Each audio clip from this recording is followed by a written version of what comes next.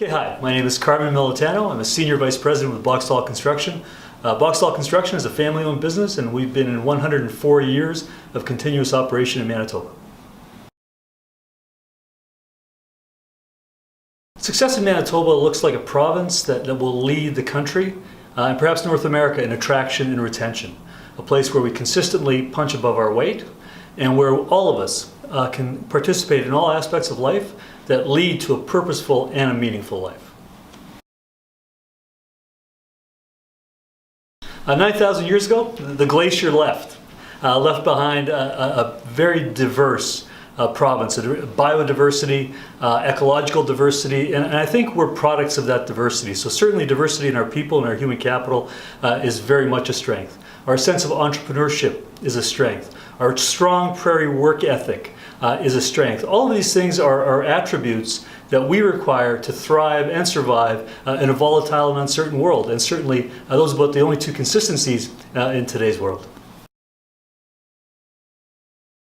The next step to reach our potential, if I may, speak to the construction sector. In the construction sector, certainly a potential lack of skilled labor is a real concern for all of us, and it presents a real risk. Construction has a huge impact on the provincial GDP. In fact, the Conference Board of Canada has estimated that every construction dollar spent generates $1.16 in impact. That's a 16% bump on $1 spent. And so the impacts are real, and one of the limiting factors may be the availability of skilled labor.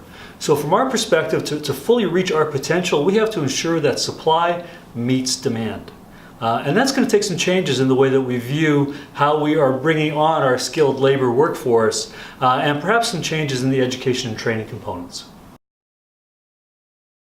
One of the potential constraints on this supply meeting demand model is the current ratio of journeymen to apprentices, which in Manitoba is 1-to-1.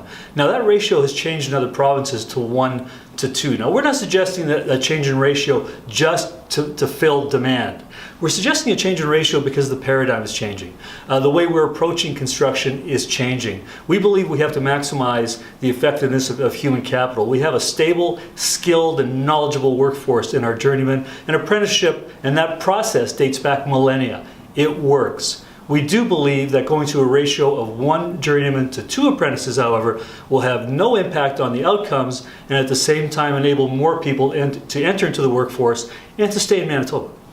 Well, that's my vision for a bold Manitoba. What's yours?